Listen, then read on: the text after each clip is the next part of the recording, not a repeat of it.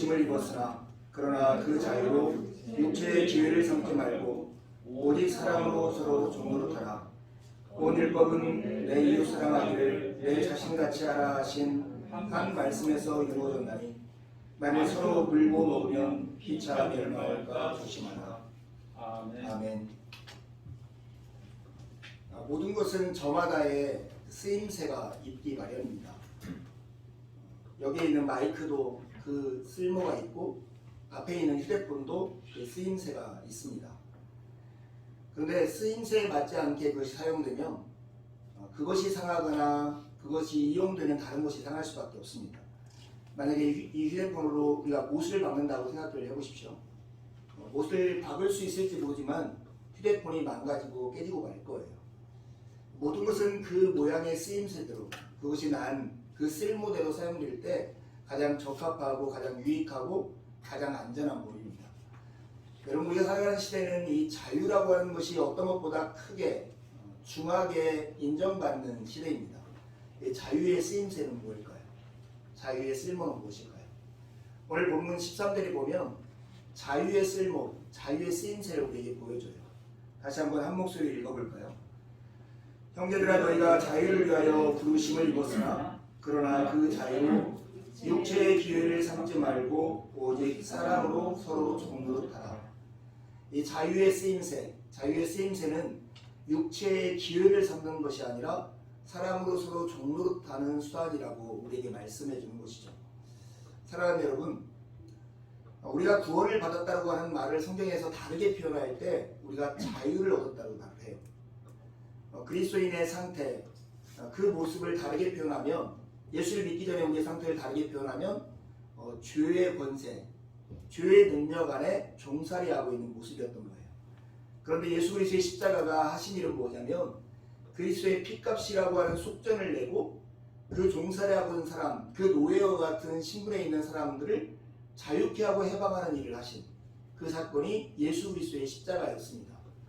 그래서 하나님은 우리로 하여금 자유를 누리기 위해서 우리를 부르셨고 예수 그리스도의 십자가의 은혜로 말미암아 우리가 자유를 누리게 되었습니다. 그렇다면 우리가 하는 질문이 이거죠. 이 자유를 어디에 쓸 것인가 하는 거예요. 근데 지금 이 편지를 받고 있는 갈라디아 교회는 이 자유를 가지고 육체의 욕망을 만족시키는 구실로 사용했던 거예요. 하나님 우리에게 자유를 주셨어. 내 죄가 사함을 받았기 때문에 나는 이제 어떻게 살아도 상관없어. 이렇게 말하는 사람이 있는 반면 이제 너희가 하나님의 은혜로 구원을 받았기 때문에 유대인들이 지켜야 하는 율법 이것을 정확히 지켜야 돼 라고 말하는 둘이 굉장히 정반대 같지만 마음속에 있는 자신들의 욕망을 만족시킬 수 있는 그 구실들을 삼는, 그런데 이 자유를 사용하고 있다는 것입니다. 사도 바울이 그 교회를 향해서 이렇게 말을 하는 거예요. 이 자유를 가지고 너희들의 육체의 욕망을 만족시키는 구실로 삼지 말고 오직 이 자유를 가지고 서로를 섬기는, 종노릇하는데 그렇게 사용하라고 말씀하는 것입니다. 여러분, 이 말씀을 우리가 그냥 글로써 자세히 읽어보면 큰 모순을 발견하는 것이죠.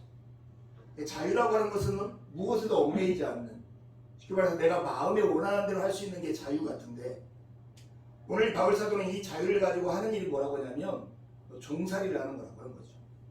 자유를 얻었는데 어떻게 우리가 누군가를 섬기는 종살이에 들어갈 수 있냐, 이것은 마치 큰 모순처럼 보이는 명제입니다.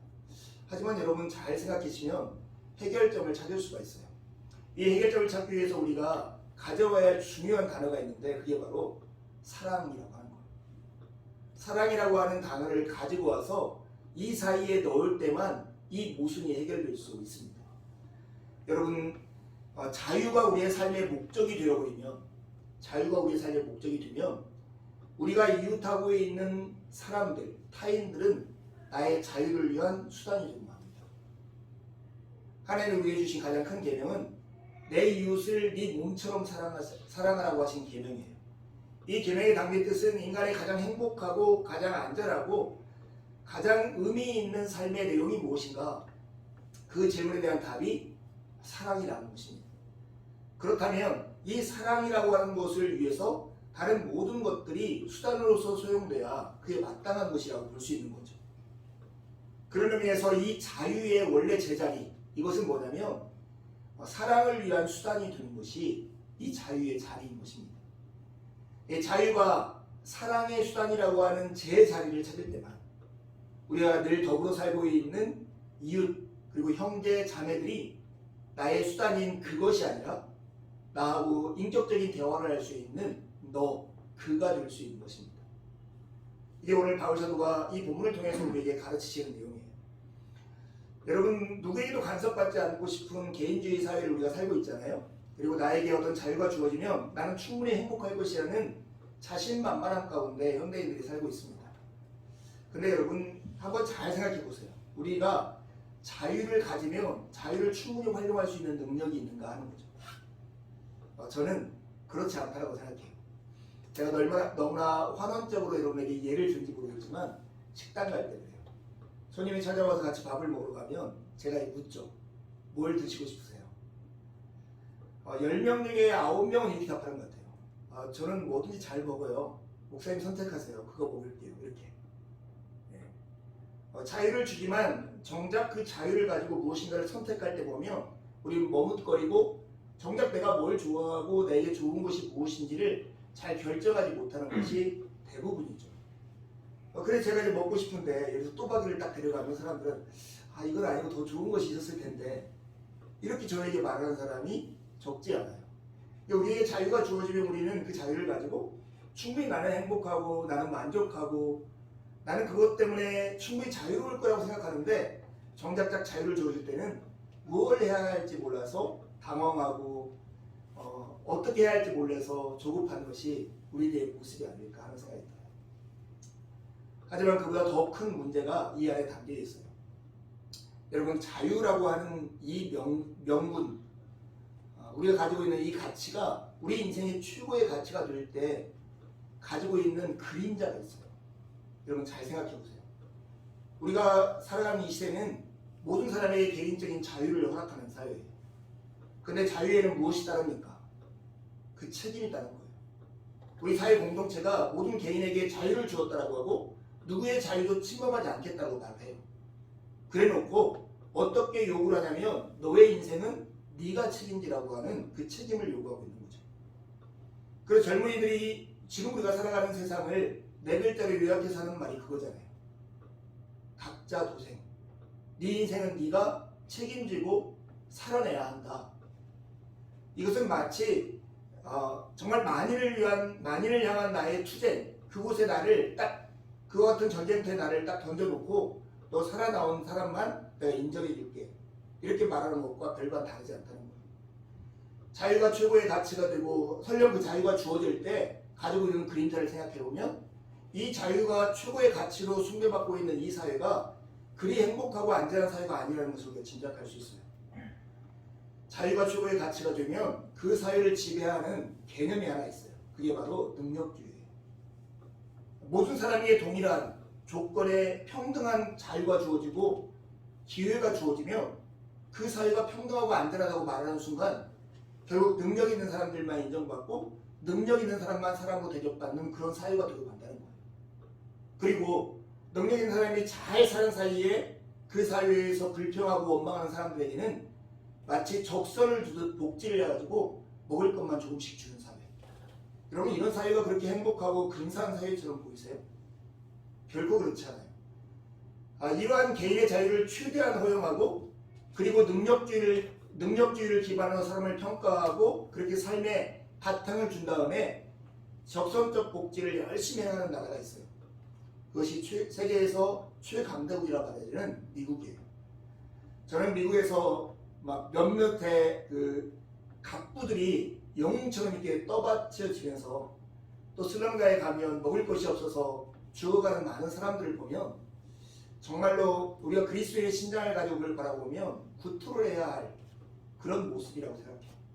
기독교를 기반으로 한 사회 가운데 있으면서 어떻게 인간의 조그만의 기회와 능력을 가지고 신격화하고 그리고 그렇지 못한 사람들의 낙오된 사람들에게서 마치 적선을 주면서 그들을 대우하고 있는가. 이런 사회가 결코 바람직하고 성경에 합당한 사회라고 말할 수 있을까? 결코 그럴 수 없다고 생각합니다. 여러분, 자유는 우리의 최고의 선이 아니라 하나님이 우리에게 주신 최고의 사랑입니다. 그리고 이 자유는 서로 사랑하는 삶을 위해서 하나님께서 우리에게 주신 것이다 하는 것을 잊어서는 안 돼요. 따라서 해보세요. 자유가 출발선이라면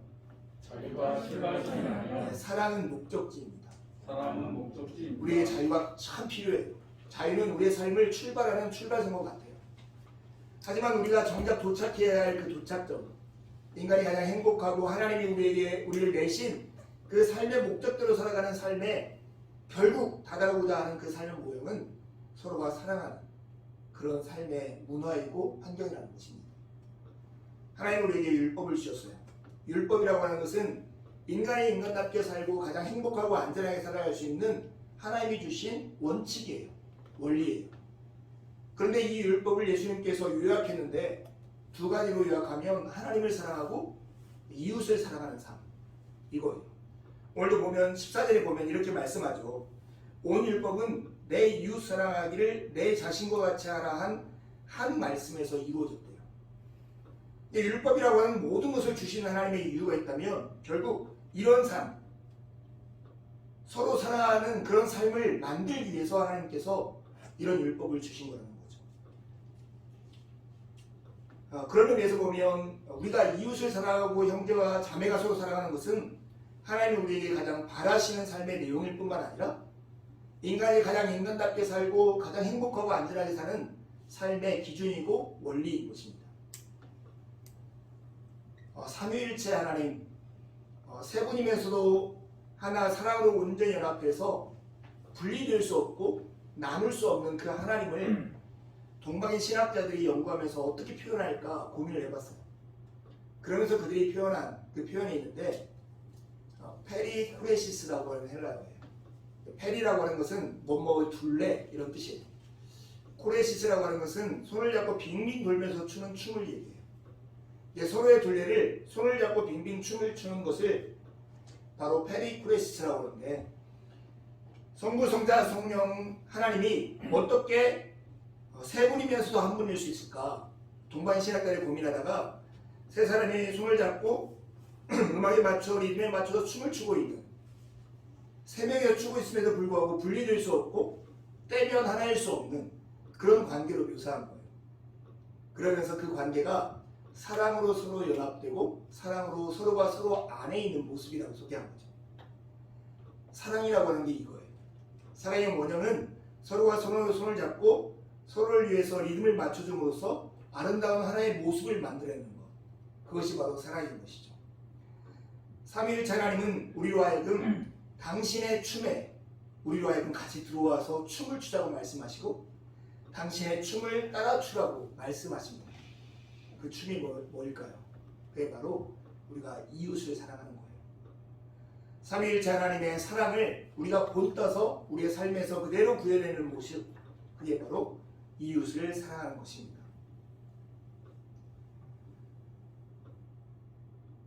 하지만 우리가 살아가는 이 세상, 우리의 모습을 잘 살펴보면 서로 사랑하는 삶과는 동떨어져 있는 세상을 살고 있다는 것을 우리가 쉽게 짐작할 수 있습니다. 가장 대표적인 예가 이런 것 같아요. 우리가 살아가는 세상은 대부분 다 거래 관계로 관계가 얽혀 있어요. 너무 극단적일지 모르지만 결혼조차도 어떤 조건과 조건이 맞을 때 서로를 사랑하고 서로와 계약처럼 맺어요.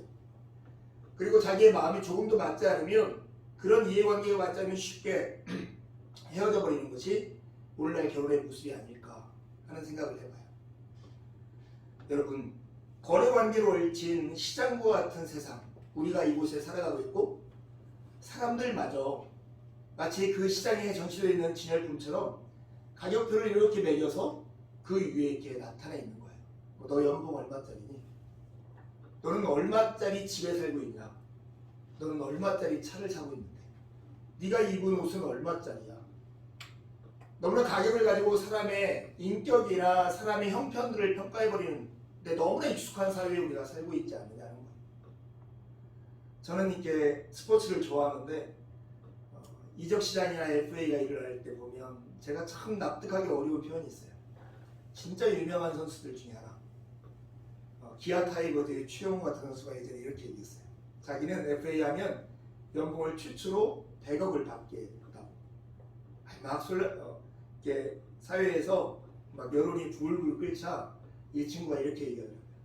저는 저의 몸 가격, 자기의 가치를, 내 가치를 사회에서 평가받고 싶었더라고. 이렇게 얘기했어요.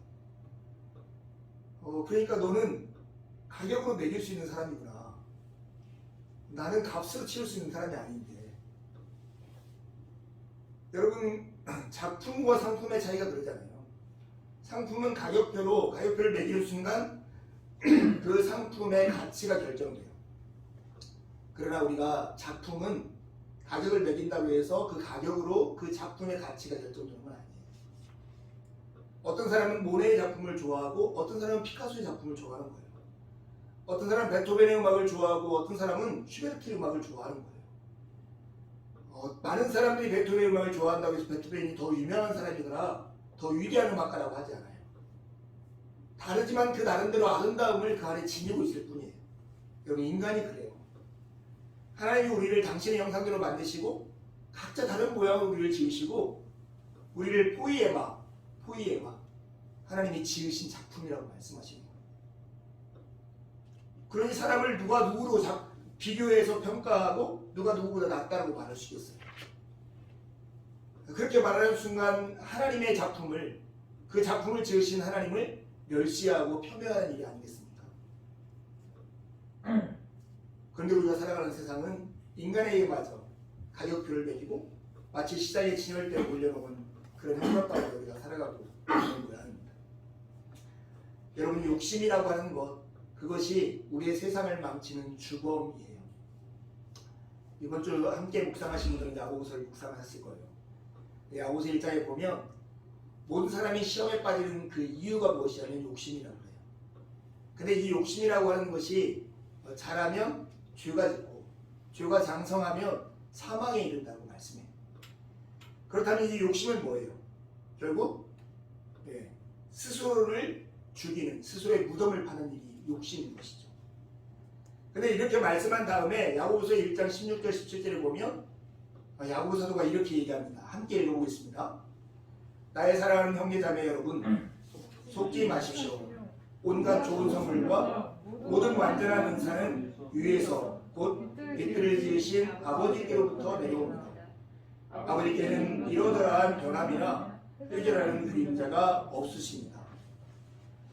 여러분, 이런 의미에서 보면 욕심이라고 하는 것은 자기 스스로를 속이는 행위인 거죠. 아무리 열심히 남의 것을 탐한다 할지라도 내 것이 될 수 없음에도 불구하고 마치 그렇게 되는 것처럼 자기를 속이고 행동하는 것이 바로 욕심인 거예요. 그리고 이 욕심이 자라면 죄를 낳고 죄가 장성해서 사망에 이른다면 욕심이야말로 자기 무덤을 파는 행위가 아니고 무엇이겠습니까? 우리가 바라는 온갖 좋은 선물, 온전한 은사는 이 땅이 아니라 하늘로부터, 이웃에게서가 아니라 빛들을 창조하신 하나님께로부터 내려오는 것이에요. 우리는 하나님께로부터 그 은혜를 받아서 이웃들에게 나눠야 할 그런 책임을 가진 존재라는 것을 여러분 잊지 마세요. 그렇게 멋지게 지어진 존재이고 하나님의 작품으로 지은 존재가 인간인 거예요. 문제가 욕심이라고 하면 그 답은 무엇일까요? 문제가 욕심이라면 그 답은 이웃을 사랑하는 것입니다. 제가 예전에 직장 생활할 때 삼풍백화점이 무너지고 성수대교가 무너지는 것을 경험을 했어요. 진짜 어처구니 없는 사건들이 같은 해였나요? 이렇게 일어나는 걸 보면서 참 온 국민이 힘들어했었는데 이러한 어처구니 없는 일이 최근에 미국에서 일어났고 미국 그것도 정말 마이애미 같이 잘 사는 동네 휴양 도시에 정말 부자들이 사는 아파트에서 그 일이 일어났다는 거 아세요? 그래서 제가 알기로 100여 명이 넘는 사람들이 결국 실종하고 죽고만 그런 사건들이 있었어요. 여러분, 모르긴 몰라도 그 집이 얼마나 아름답고 그 집 안에 있는 그 가구들, 그 집 안에 있는 금고에 채워진 돈들, 그 집 안에 있는 아름답게 된 장식들, 냉장고에 있는 음식들 얼마나 좋았겠어요. 바닷가 휴양 도시에 있는 정말 멋들어진 아파트였잖아요. 그런데 터가 무너지니까 그 아래에 있는 모든 것들이 무용지물이 되고 오히려 그런 것들이 자기 자신의 생명을 앗아가는 이유가 되더라는 거예요. 사랑하는 여러분, 이렇게 슬픈 일들을 보면서 우리가 교훈을 받을 수 있을까요? 저는 그래야 한다고 생각해요. 우리가 우리의 삶에 지금 육체를 입고 있는 동안에 맛있는 음식을 준비하고 많은 돈을 금고에 채워놓고 다른 사람들에게 인정을 받기 위해 사람들을 초대하고 교제하고 하는 이런 모든 사람들이 있지만 우리를 지탱하고 있는 삶의 토대, 그 토대가 무너져 버리면 우리가 지금까지 아름답게 살아왔던 이런 삶이 오히려 우리를 압박하고 우리를 죽이는 일이 될 수 있다는 것을 기억하시기 바라요. 그 토대가 뭘까요? 우리 사회를 지탱하는 토대는 하나님이 우리에게 주신 계명이에요. 그 계명의 핵심이 뭐라고요? 우리 서로가 서로를 사랑하는 삶이라고요. 하나님이 우리 각자를 하나님이 만드신 작품으로 되셨기 때문에 우리가 서로를 하나님을 대하듯이 존귀하게 대하고 하나님을 섬기듯이 서로를 사랑하고 아끼는 마음, 그 마음이 없으면 우리가 서로 잘났다라고 싸우고 우리의 것을 위해서 비축하는 모든 것들이 우리 사회의 노력들이 우리를 죽이는 결과를 만들 수 있다는 것을 두려운 마음으로 받아들이기 바랍니다. 이웃사람은 욕심의 천적입니다. 이웃사람은 욕심의 천적이에요. 여러분, 진드기의 천적이 무엇인지 아세요? 무당벌레예요. 쥐의 천적은 무엇입니까? 뱀이죠. 뱀의 천적은 뭘까요? 독수리예요. 모든 것에 자연에는 천적이 있고 그것을 피하고 그것이 있으면 그 어려운 것들이 해결돼요. 제 고등학교 친구 중에 하나가 곤충을 연구하는 친구가 있어요. 그래서 지금 국가기관에서 박사과정 끝나고 그 연구하면서 우리나라에서 권위자로 있어요. 그 친구가 연구하는 게 뭐냐면 비닐하우스에서 농약을 안 치고 농사를 짓는 것을 연구를 해요. 그 방법이 뭐냐면 그 병해충의 천적인 이 곤충들을 키워가지고 그 안에서 자라게 하는 거예요. 그래서 실제로 우리나라에서 많은 곳에서 이 농법이 사용되고 있고 농약을 하나도 치지 않고도 그런 진드기랄지 각종 벌레들이 천적 곤충에 의해서 다 잡아먹혀서 정말로 무공의 채소들이 길러지고 있습니다. 여러분, 우리의 욕심을 이길 수 있는 천적이 있는데 그것이 바로 이웃을 사랑하는 거예요. 우리가 이웃을 힘껏 사랑하면 우리 안에 욕심을 이길 수 있는 힘을 얻게 되는 것입니다. 서로 물어뜯고 함께 멸망하고 싶다면 여러분도 더욱더 열심히 노력해서 욕심을 내세요. 하지만 더불어 복되게 살고 싶다면 여러분 마음을 다해서 서로를 사랑하십시오. 이것이 하나님이 우리에게 주신 법일 뿐만 아니라 인간이 가질 수 있는 최고의 지혜인 것입니다. 욕심은 늪에 빠져 있는 사람이 스스로 살겠다고 하는 몸부림과 같은 것이 욕심이에요. 우리가 살고 싶다면 하나님이 내민 그 밧줄을 잡아야 하고 서로가 서로를 무너지지 않게 연대하고 있는 손을 잡을 때만이 우리가 살아날 수 있는 것입니다. 사랑하는 여러분, 정말 욕심을 이기고 하나님 우리에게 말씀하신 하나님 우리에게 허락하시는 자유를 통해서 서로를 사랑으로 섬길 수 있는 그런 삶을 살고 싶으십니까? 그렇다면 우리가 가지고 있는 질문이 이거죠. 그 사랑의 모델이 뭐냐는 거예요. 그 사랑의 모습이 뭐냐는 거예요. 그것은 바로 하나님의 사랑이죠. 하나님의 사랑을 여러 가지로 묘사할 수 있겠지만 오늘은 벽을 허무시는 하나님의 사랑을 가지고 여러분에게 사랑을 표현하고 싶어요. 하나님의 사랑은 자격이라고 하는 벽을 허무는 것입니다. 자격이라는 벽을 허무는 망치와 같은 것이 하나님의 사랑이에요. 하나님 우리를 사랑하시는 그 시기와 때와 우리의 위치를 로마서 5장 8절을 이렇게 표현해요.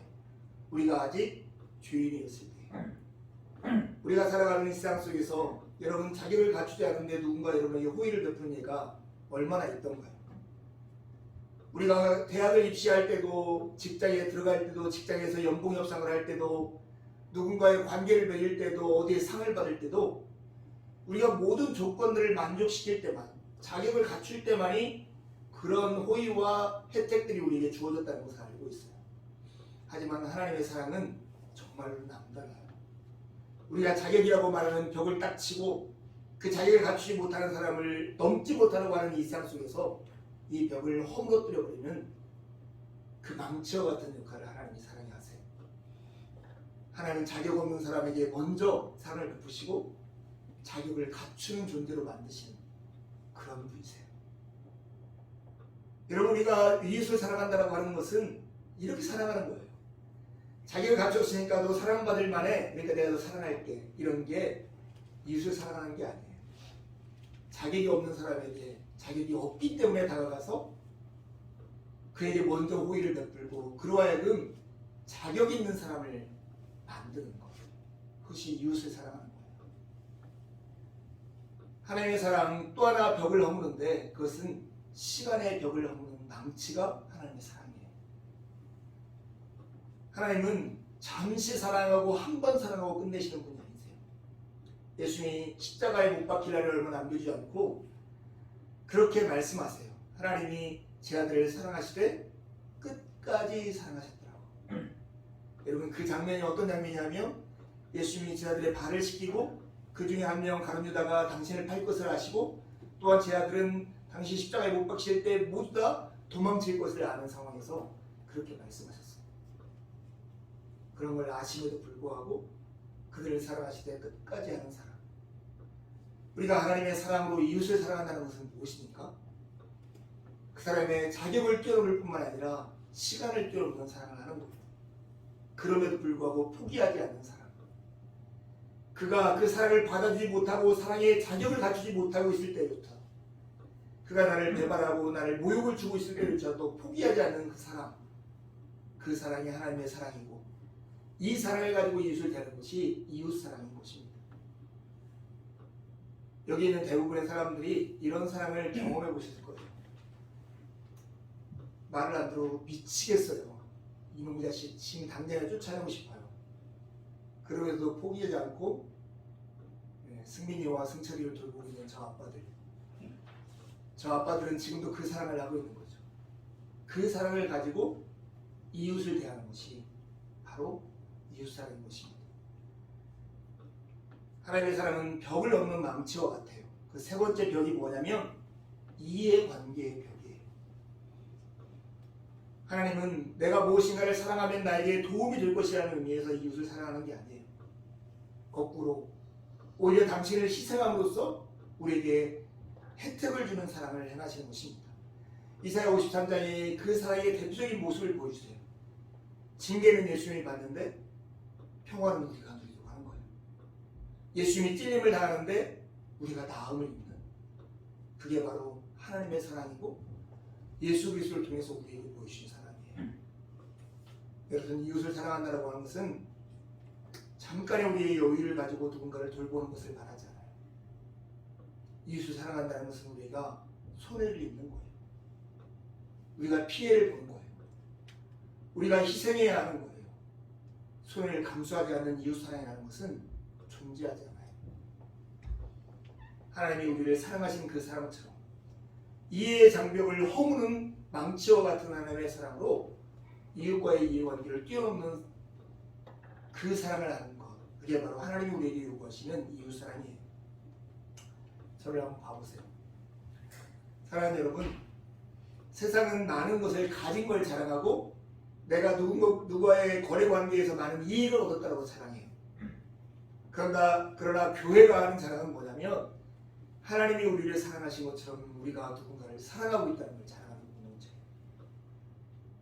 자격의 벽을 허물어버리고 시간의 벽을 허물어버리고 이해관계의 벽을 허물어버리고 하나님이 우리를 사랑하셔서 자격 없는 자가 자격을 갖추는 존재가 되게 한 것처럼 우리의 사랑으로 누군가가 하나님이 내신 인간 같은 삶을 살게 하는 것, 그것이 바로 이웃 사랑인 것입니다. 이것이 우리의 자랑인 공동체, 그게 바로 하나님이 이 땅에 세우신 교회인 것입니다. 여러분, 정말 이것이 자랑이십니까? 하나님은 교회에게 특별하게 말씀하시는 더 한 가지가 있어요. 그건 뭐냐면 이렇게 사랑하지 않는 것을 연약함이라고 하지 않고 죄라고 말씀하세요.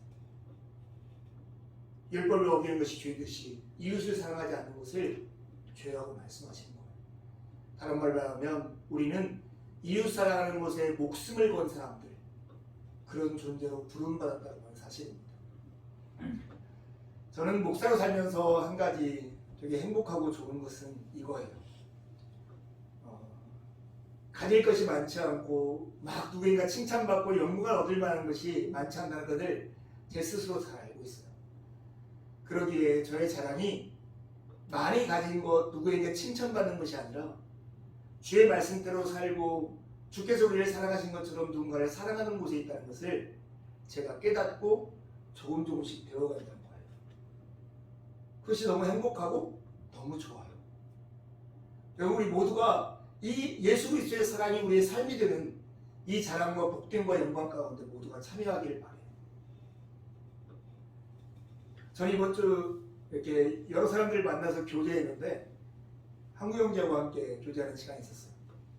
한국 형제 일터에 가서 밥을 먹는데 요즘 계속 제가 얻어먹어요. 네, 한국 형제가 맛있는 돈가스를 가져가지고 정말 맛있게 먹고 왔는데 제가 다녀오면서 되게 행복하더라고요.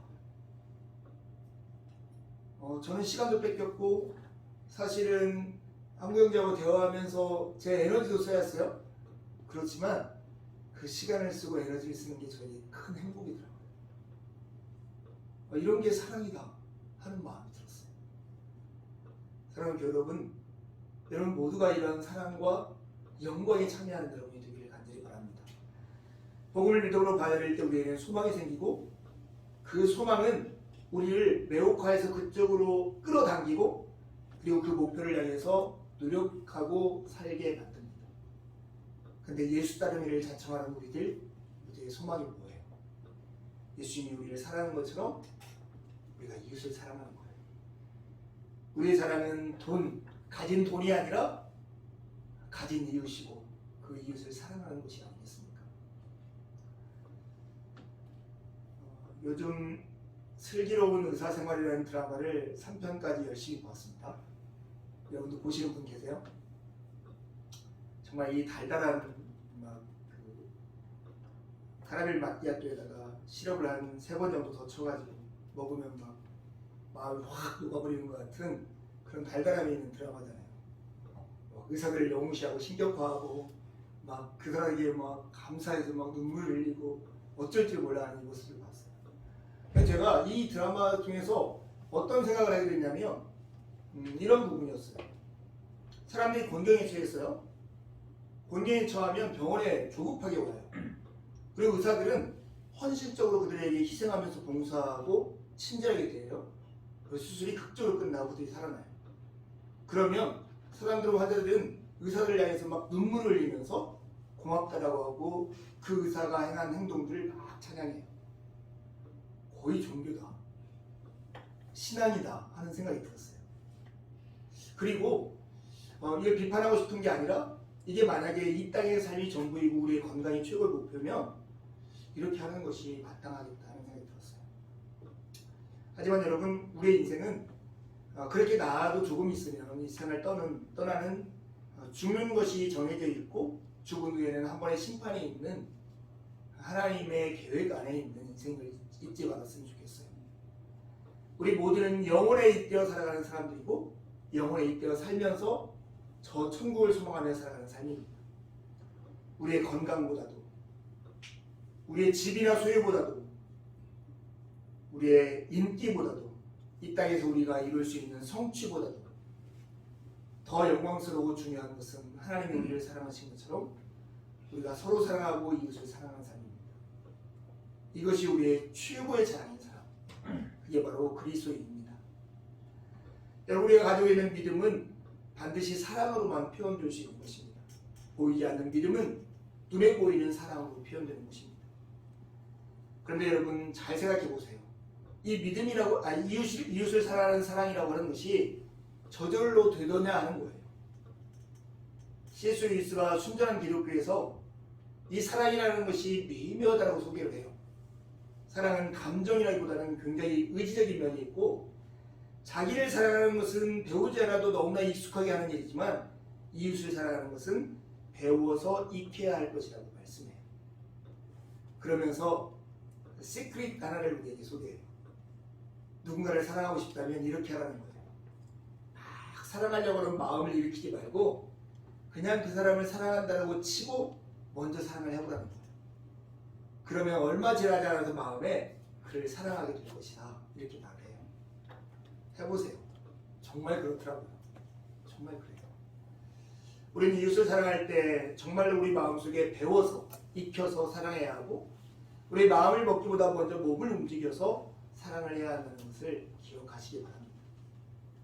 설교를 맺으면서 여러분 모두가 이번 한 주 동안에 이웃을 사랑하는 삶에 헌신하기를 바라고 원해서 몇 가지 제안을 하려고 해요. 그것은 뭐냐면, 이번 한 주 동안 여러분의 눈을 들어서 여러분 자신, 남들이 여러분을 바라보는 여러분의 능력, 여러분의 실력, 이런 것을 바라보지 마시고 여러분의 이웃의 형편을 여러분의 눈으로 바라봐 주세요. 나와 같이 고단하고 나와 같이 힘겹고, 나처럼 사랑이 필요하고 나처럼 위로가 필요하고, 나처럼 격려가 필요하고 나처럼 인정이 필요한 누군가를 여러분의 눈으로 바라봐 주세요. 그리고 여러분의 손을 그들에게 내밀어 보세요. 여기 있는 모두 우리에게는 하나님부터 받은 선물들이 있어요. 어떤 사람에게는 말을 잘하는 선물, 어떤 사람에게는 글을 쓰는 선물, 어떤 사람은 돈이라는 선물, 어떤 사람은 시간이라는 선물, 어떤 사람에게는 공감이라는 선물, 어떤 사람에게는 음악이라고 하는 선물, 각자 여러분에게 주신 그 선물을 가지고 그 이웃들에게 나눠보세요. 제가 못내교회 목회자로서 여러분에게 숙제를 드립니다. 이번 한 주 동안 공동체 안에 있는 형제들을 여러분 꼭 눈으로 바라보시고, 공동체에 있는 형제들에게 여러분이 가진 것을 꼭 한 명에게 한 가지의 선물을 꼭 주시는 한 주간의 삶이 되길 바라요. 이렇게 함으로써 이웃사랑의 기쁨을 여러분들이 누리고 경험하게 될 것입니다. 물먹은 종이 위에 잉크를 한 방울 뚝 떨어뜨리면 그 종이 위에 잉크가 확 번져가듯이, 사랑으로 표현되어 있는 이 믿음은 욕심으로 젖어 있는 이 세상 가운데 확 퍼져가게 되어 있습니다. 여러분, 우리는 이 하나님의 사랑으로 이 욕심으로 젖어 있는 이 세상을 칠하는 페인트공과 같은 사람이라는 것을 기억하며 이 자부심과 이 자랑을 가지고 한 주를 살아가는 여러분이 되기를 간절히 바랍니다. 함께 기도하시겠습니다.